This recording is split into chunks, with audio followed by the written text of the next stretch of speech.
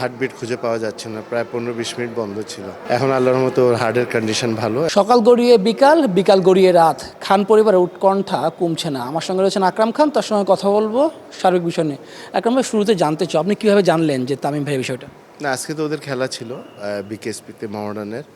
তো কালকে ওর সাথে আমার আলাপ হয়েছিল, আমরা একটা মিটিং করেছিলাম, আপনারা জানেন, কোয়াব নিয়ে। তো সকালে উঠে ওর ব্যাপারে আমরা ফোন আসছিল, জানতে পেরেছি। তো আই ওয়াজ ভেরি শক, মানে এই ধরনের ঘটনা যে ঘটবে, একটা কারেন্ট ক্রিকেট প্লেয়ার ওর যে এরকম একটা অসুস্থ হবে সেটা কল্পনাই করতে পারিনি। আমি ধন্যবাদ জানাচ্ছি বিকেএসপিকে, ওনাদের খুব ভালোভাবে অর্গানাইজ করেছে, অনেক হেল্প করেছে। কারণ তামিম আসলে অনেক ডিফিকাল্ট সময় ছিল, ওরটা আসলে আল্লাহর রহমত। আদারওয়াইজ এই ধরনের কেস কিন্তু নর্মালি সার্ভাইভ করে না, যেখানে আপনার হার্টের অবস্থা প্লাস অনেক সত্যি কথা বলতে কি আপনার হার্টবিট খুঁজে পাওয়া যাচ্ছে না, প্রায় 15-20 মিনিট বন্ধ ছিল। বিকেএসপিকে ধন্যবাদ। তারপরে আরও একটা ভালো যে জিনিসটা হলো, যা এখানে যে আমাদের হসপিটাল যে সাভারের পাশে আছে, যে এটা আমি কল্পনা করতে পারিনি। এনাদেরকে ধন্যবাদ জানাচ্ছি, এনারা এত সুন্দর কেপিজে যেটা হসপিটাল, যে এত উন্নত মানের যে এখানে একটা হসপিটাল আছে সেটা জানতাম না। ওনাদের ট্রিটমেন্টটা খুবই ভালো করেছে এবং এক্সট্রাঅর্ডিনারি ট্রিটমেন্ট হয়েছে। এটা আসলে মানুষের দোয়া ছিল এবং আল্লাহর রহমত ছিল বিদায় সে সার্ভাইভ করেছে। এখন আল্লাহর রহমত ওর হার্টের কন্ডিশন ভালো এবং 72 আওয়ার্স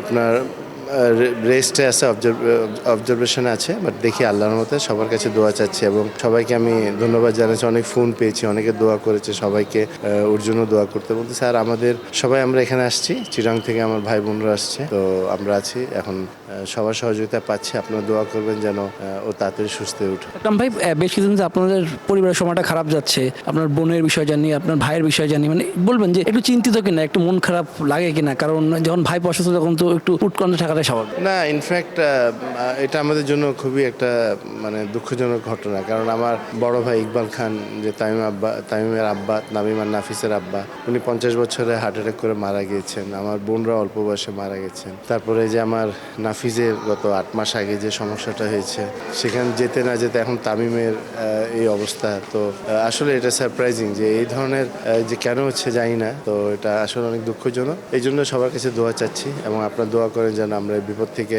মুক্ত থাকতে পারি। পিসির সভাপতি এসেছিলেন, তার সঙ্গে কি কথা হয়েছে না তামিম ভাই সবসময় আপডেটটা কি? উনি আপনার ভেরি কপারেট, উনি যথেষ্ট করেছেন এবং আসলে ইনফ্যাক্ট সবাই আপনার যারা ক্রিকেটের সাথে ইনভলভ, সবাই ক্রিকেট প্লেয়াররা বা ক্রিকেটের সাথে যারা ইনভলভ আছে সবাইকে হেল্প করে, এসে দেখাশোনা করলে। এবং তামিমের যে জিনিসটা আছে, এখন জাস্ট 72 আওয়ার্স আমরা অবজার্ভ যে রেখেছে, তো ইনশাল্লাহ আপাতত এখন পর্যন্ত ভালো। তো দোয়া করবেন, ইনশাল্লাহ আমরা ভালো কিছু আশা করছি। শেষ প্রশ্ন, মুশফিক আর মাহমুদুল্লাহ এসেছিলেন, তারা কি বললেন, তারা কি কথা জানান? না, ওরা তো খেলছে, ওরা তো বিকেএসপিতে খেলেছে, ওরা খেলা শেষ করে এসেছে, ওরা তো ভেরি ক্লোজ।